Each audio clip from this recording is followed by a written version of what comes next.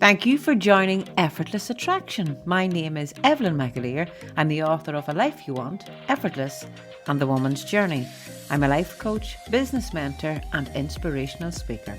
And my greatest value is making a difference in people's lives. So I hope through these podcasts, I can make a difference to your life.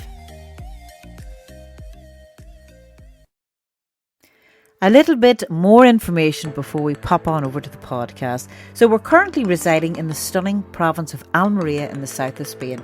As an extension of my mentoring and life coaching services, I'm now offering 4-night retreats tailored for women who are ready to prioritise themselves. So if you're a woman and you're interested in spending quality time with myself and 2 other participants, please visit my website for more details. Additionally, for business leaders and coaches who wish to have their own retreat here in Spain with their clients, I handle all of your logistics, including airport transfers, accommodation and meals for your group. If you'd like to request a retreat proposal, kindly send me an email. You'll get all of my contact information in the description below. Thank you. Effortless Attraction podcast is sponsored by Colette Leeson Interview and Career Coaching. If you dream of landing your ideal job, consider Colette's services.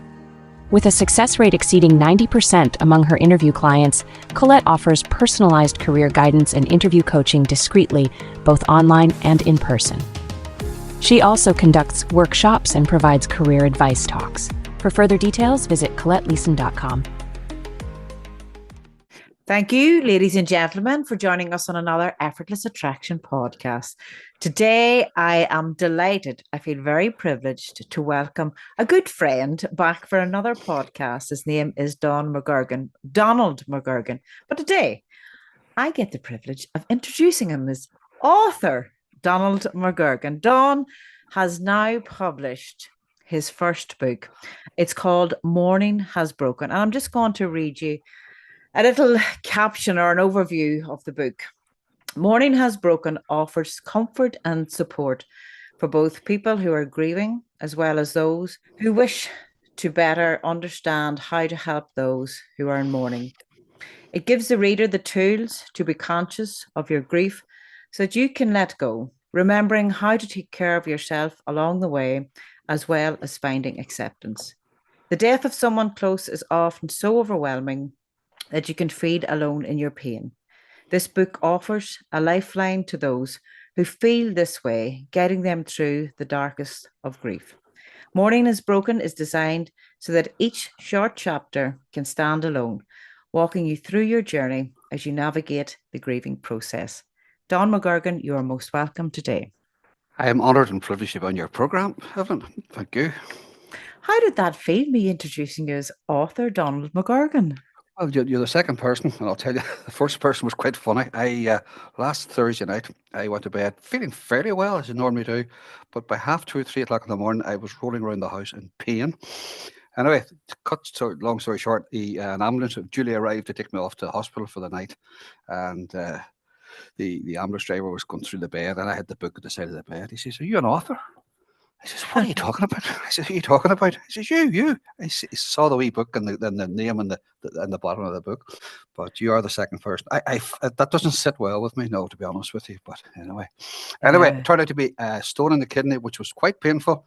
I'm told similar to childbirth, but I hope I never feel either again. Apart from that, I'm fine again, thankfully. So. Well, there you go. So the first person that asked, were you an author, was the ambulance driver. Yes. And today I get to introduce you on. Yeah, it is quite alien, isn't it, that author sound? So Don, let us start. The book is about, as I read out, the grieving process. What stirred you to say, I'm going to pen this and I'm going to publish this book? Well, so how far we want to go back? I suppose the book itself came about, actually, maybe it was 93 yourself, through your own inspiration and through your books. I got the idea that maybe I'd love to be able to do that. Never felt I could do what I wanted to do. I work as a bereavement counsellor, and I worked for over 10 years with Cruise Bereavement, who are big in Belfast and Northern Ireland here. And then, obviously, during COVID, we couldn't talk to our clients. We were unable to see them face to face. So we resulted in Zoom calls and any other means we could to maybe support clients. One of my clients was a Polish gentleman who's lost his wife very suddenly and very tragically, who couldn't speak English. So we got an interpreter in to talk as a go-between between us, because obviously I couldn't speak Polish. And I watched her body language. She was getting maybe as much out of it as him. I don't know what her grief story was. We never discussed it, but I know during the conversation that she got as much from it as he did, if not more. And she was quite upset at times, and I didn't think, it was probably her job to be getting emotional about it, but she did, unfortunately. And I thought to myself, there's so many people out there who could read something like this maybe and benefit from it, who are not maybe directly suffering from grief, but possibly the effects of grief, unresolved grief. There's so many different types of grief and so many types of loss. You could lose your health, lose your job, lose your position in life. And loss is always losses, and they're not that similar. And sometimes they can be triggered later on in life and not know it. So this book, it's not only my story, my journey through grief, it's also hopefully a handbook for people who are going to help people who are grieving as well. Mm. It takes a lot of courage. I'm going to get on and speak about the book in a minute, but it does take a lot of courage, especially, Dawn, when you're sharing what you've had to do, share your own personal story. Like, you had to share the book also with your children, they're adult children now, to be vulnerable. Yes. How's that been, with the family? Yeah. Well, we're on uncharted waters, but I certainly give my children, Jonathan and Maria, both chapters of the book to read that would refer to my story as such. And they were both extremely supportive, as was my daughter-in-law, Melissa, as well. So, and that eased the problem for me. The problem for me was I've been doing this for so long, I could have wrote a book longer than War and Peace about bereavement. But I'm very protective of my clients, and I don't discuss anything about them. So any clients that I've spoken to are not going to mention this book. The only person I mention is my own grief story. And it's difficult to talk about yourself, as you know yourself, and I didn't deal with my grief well anyway. So I had a lot of thinking to do, a lot of writing to do to get a measure of what I wanted to say, just so that people see that journeys are journeys. And what I didn't think I was on a journey, but I was. Now, I am really in uncharted waters here with this book, but it is what it is. And if it gets to people, and Jim had advised me at the start when I was telling him about the book, he says, don't worry about yourself. Jim says, look, get it out there and let people make their own decisions. It's not about them. It's not about me either, because my journey is what it is. And it's a matter of trying to get people to look at their own journey in life, to see what maybe they have not resolved, and maybe just free up your emotions and rebuild your life in meaningful ways. And that's pretty much what the book's about. Yeah. I'd done a podcast a while back with yourself and Jim. Jim is the man that I'm married to now, but you both spoke about, losing both of your wives through illness and that grieving. And I have to say, sitting back and listening to the two of you speaking, it's such a wonderful thing for men to be able to sit down and speak about emotions without sounding, without beating yourself up, that somebody else can relate. I understand. And perhaps, Dawn, this is what your book is going to help somebody else, that maybe they don't want speaking about it. They don't want going to a counselor about it. I know we spoke about this in our last podcast.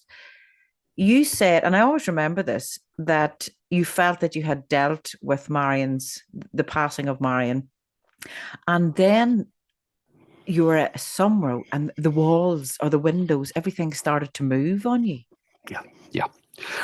But my grief turned into panic attacks. And people who are listening or watching this or whatever, experience that, they know that how devastating that feeling can be, especially if you're not aware of it or not know what's happening in your world. But I had to learn and deal with that as best I could, and with help and reaching out to people. But it's a lonely journey. See, grief never ends, because love never ends, and that's the thing about grief. Grief for me is like, if you imagine a stone in your pocket, some days it's a brick, and some days it can go down to a grain of sand. It'll not even affect your life. But there are other days, there are situations that can trigger you, a smell, someone that looked like someone who's passed. Any number of triggers can kick it, and that stone's around your in your pocket again, or in your heart, or wherever it is. And for me, what I did, I suppose, I was so wounded by Marion's passing that, and I didn't want people to know. So I built a protective shell around my life. There was a persona out there. There was a workaholic out there.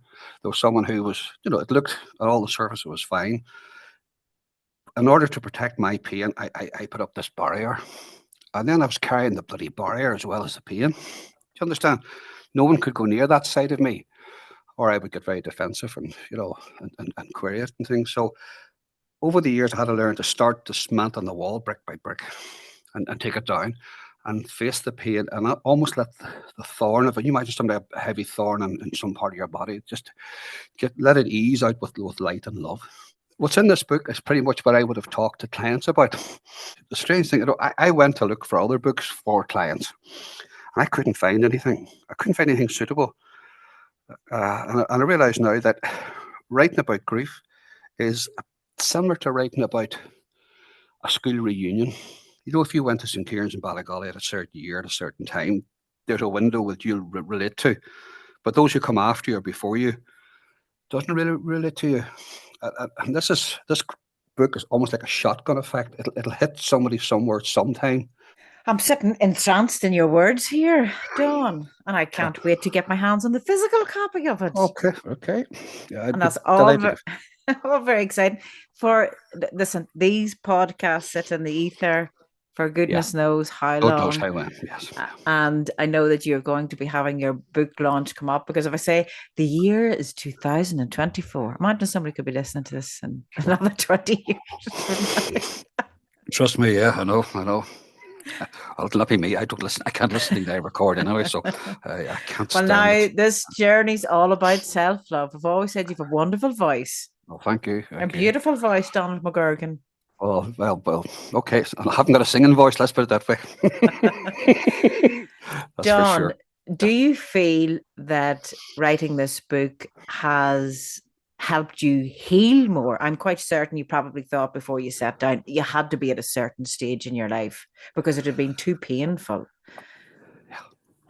Well, I'll tell you what it's done that has surprised me. Our children didn't know. And what I mean by that is, they were quite young when Marion was first diagnosed, and she had a 10-year journey with us. And Marion and I, while the prognosis was poor, we always made a sort of a decision, an unspoken decision, not to stare into the empty grave, not to talk about what might happen if I'm not here, but if life was for our children as normal as possible. So in ways, they were protected from this. And it's only when they started to read what I had written did they really realise the full implications, because for them, going to their grannies to get new shoes or new trousers or something was masked with the fact that Marion was going back into the hospital for a week or two for checkups and surgery and procedures and things. So it didn't really relate to them, I suppose. Only when they see now in their mature years that they can realise how the jigsaw fitted for them, and they were protected from it. And I suppose that was difficult for them to read that, I suppose, to see how their dad would have tried to cope and keep things as normal as we possibly could. Don, in the overview of the book, you'd also stated that not alone is the book for someone that is in a grieving process, but for people that perhaps want to help someone that's in that process. Yes. We all feel pretty helpless. You do not know what to say to someone, What is in it for someone that say, how can I help you? Yeah, well, the book has chapters dedicated to maybe just to encourage people to be themselves, and to remain that confidence with them, and go that journey with them, get into that space with it, and occupy that space with them. You don't have to say anything. You don't have to be an expert. But if you're in HR department and some of your staff's off ill and they come in and they tell you, look, I can't cope with work, I can't deal with it. And I remember one client came to me, one lady, and she says she was told to leave her grief at the gate. What a cruel thing to say to anybody, let alone someone who'd just lost a very close member of their family. And I thought to myself, and that's born out of ignorance, nothing else. It's just lack of knowledge. You cannot leave your grief at the gate. If you could, wonderful. You could leave your religious things and your topical things and stuff that you get certainly, or whatever those are, but your grief, it carries with you. And I think Mm, you need to know, people say well-meaning things because there's so many platitudes that people will say, especially someone who's lost maybe a late stage miscarriage or something like that. They say, well, you can always have another child or something, but they never think, what child could I do without, but they can say things like that to somebody, and sometimes you're better not to say anything. yeah, Not knowing what to say is not having the information. You just don't have enough. And I always say to people, when you know what to say, you'll say it. And don't be afraid to say, I don't know. I yeah. don't know. Because I remember one lady come to see me one time and she said to me, I haven't a clue why I'm here. I haven't a clue what we're going to talk about. I said, that's going to make two of us. And she opened up. She just said, well, that's it. She thought maybe I was going to ask her these sort of 20 questions about how you're feeling and stuff. And grief counts is not like that at all. People who come into my home or whatever it is, the kettle goes on, there's a private conversation and a cup of tea spread out, and we chat about everything. And it's not a stressful thing as people might imagine. It's not an intense thing. Okay, it can be quite sad at times when we bring up difficult subjects and stuff. But I'm a great believer in the living, I'm a great believer in life moving on, and a great believer that death is not the end either. So it's a matter of trying to discover all those areas where we can find common friendship and common connection with people. Yeah. Well, you must have been reading my mind because I was actually going to ask you that next. Whenever you're counseling others, you're writing about your own story, dipping into the past. I mean, how do you switch off from that and think, here's a big life. Here's a life. I do not know when my last day is going to be, but to fully embrace that. Well, I suppose I don't like to give advice. I don't like to hand out advice to people because I think it's very patronizing. But I say to people, like, none of us is guaranteed tomorrow. And I keep saying yesterday is history and tomorrow's the mystery. So today is what's really what we have. So let's deal with what we're doing today. And if you get enough better todays, then you're set yourself up for a better tomorrow. Mm. But happiness is totally your own responsibility, life. And it's both freeing and very scary because that leaves us then with the responsibility of healing. People don't know what to say, right for wrong. It's an Yeah, awkward time. sure. Yeah. And I remember that time Daddy passed away. I said, please, please, please don't be saying sorry for your loss. I didn't want to focus on that, the loss, but it's something I suppose that people just say. Well, it's an introduction, I suppose, man. But what are they really sorry for? What they are actually sorry for is the loss it's the loss of your future. If you thought about it, and if you took it that way, then you wouldn't feel it defensive. I think it's the loss in the past that might irritate you because he's gone. I can't do nothing about it. But Mm. if you're saying sorry for your loss, I'm thinking of the person. I'm sorry for your loss. This person is no longer going to be that special person in your life from now on.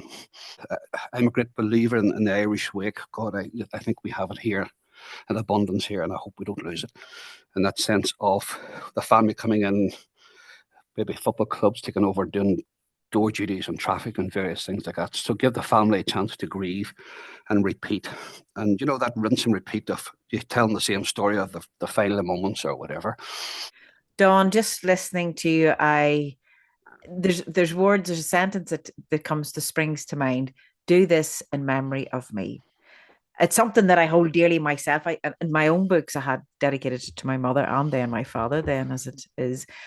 But when you're able to turn pain and what we see as tragedy into something that's very beautiful, that will assist others in their healing, um, can you see that at this stage? That either to do this in memory of me for Marion, for others, for your own life, and to turn that pain into the beautiful butterfly it is.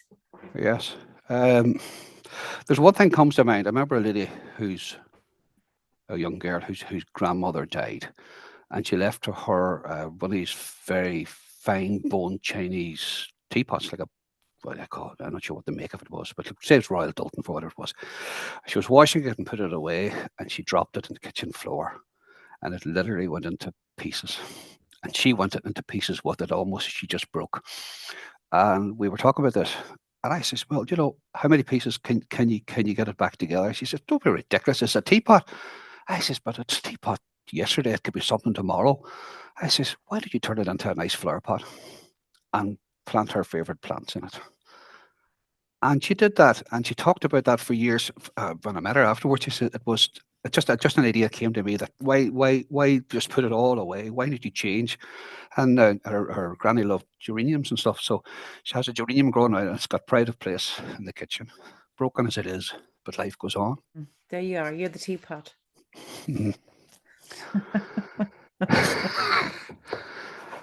Let us talk about this fabulous book launch that's going to come up. And I cannot wait to return to Ireland. Yes. To attend your book launch. And I'm quite sure there'll be the odd old celebrity there because you're well in with the celebs there too, Don. Well, I have a good friend of mine who reads the news and the new TV, a guy called Paul Clark. I'm sure most of you may have heard him if you're from this part of the world. But he and I were friends and have been friends all our lives. Well, for the best part of 50 years now, maybe. We got to know each other before he ever was known in TV or media big circles, and I got to know him when he worked in RT in Dublin.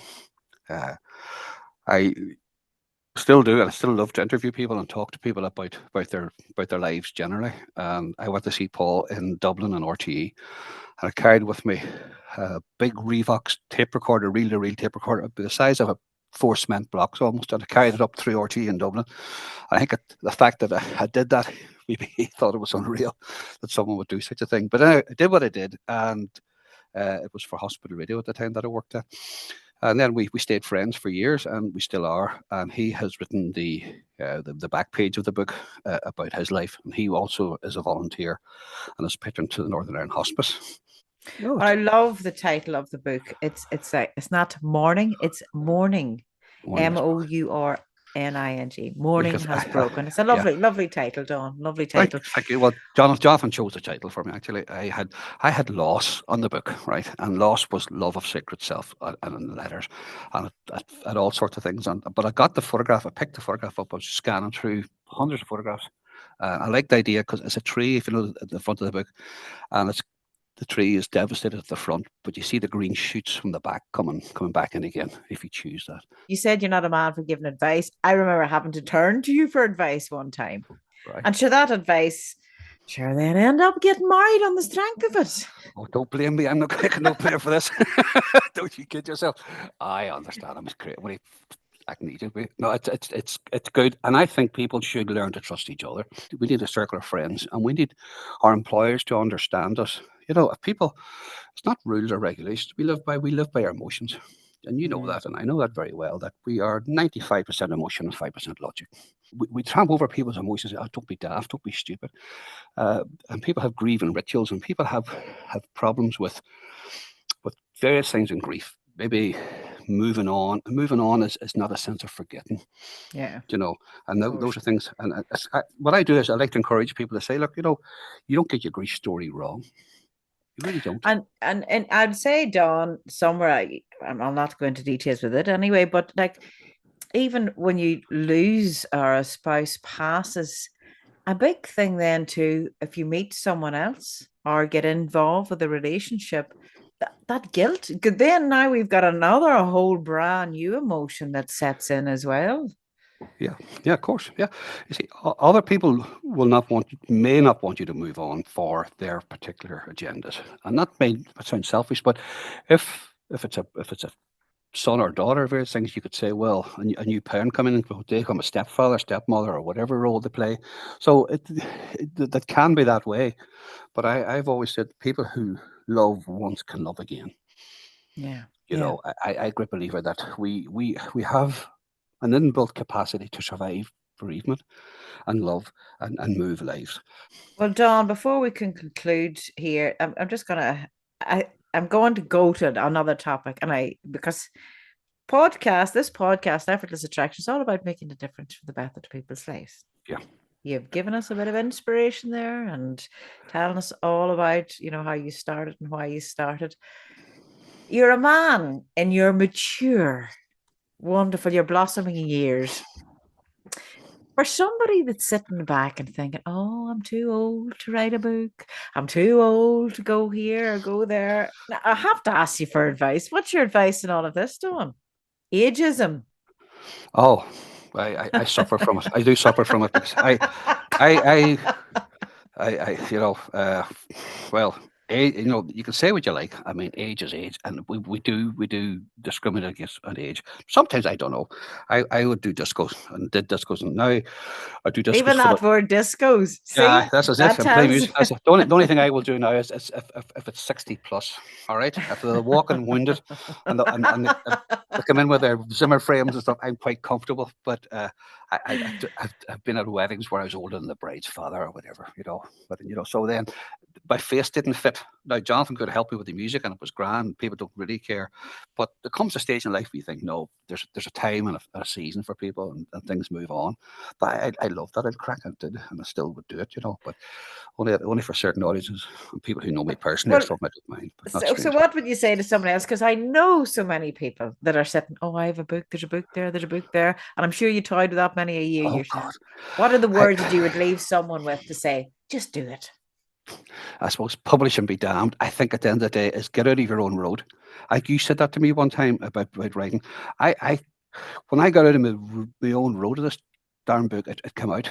But see, when I try to write about me as such, I got stuck in it because I got very personal. It says, oh, I could see Auntie Mary looking at this, not liking it, or say something, you know. So, uh, look, what I would say is write what you like, and I'm more or less involved in grief support.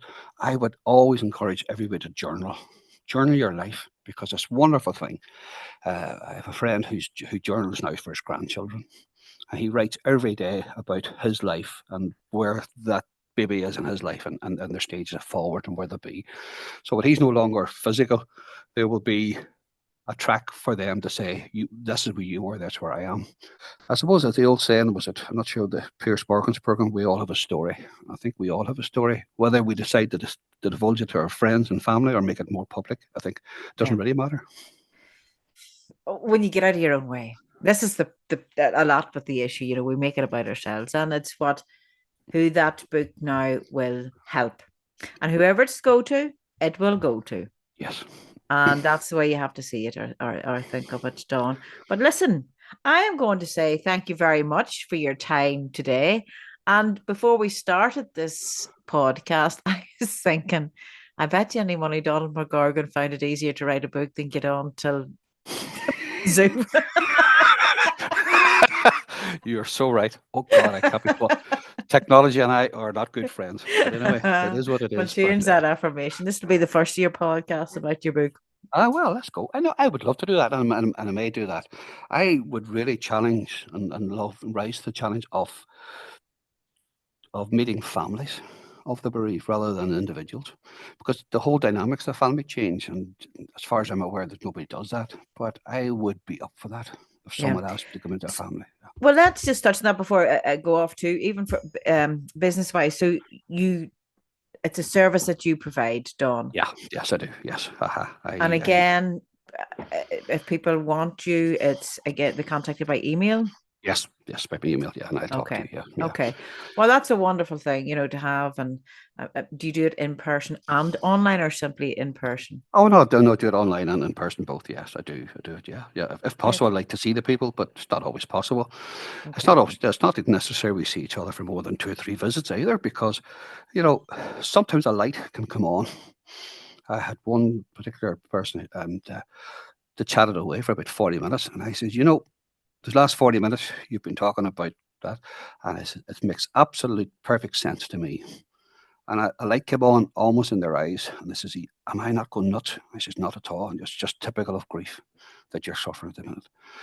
Our journey was over. It lasted one other session from winding up. He just needed reassurance that he wasn't losing his faculties. Well, Dawn, thank you so much for everything that you do. Thank you for publishing your new book, Mourning Has Broken. Thank you for your time. Thank you for your lovely voice. Don't make me laugh, okay? This self-love, Dawn. It's all about self-love. Oh, right. Okay. On that note, we'll leave you folks. Thank you very much for listening. Okay. And thank you, ladies and gentlemen, for listening to another Effortless Attraction podcast. And check out the description below for contact details for Don, or you'll probably get him on a couple of social media platforms floating about the place. And that's that. Thank you so much, Don. Thank you, Evelyn. Been a pleasure. Thank you.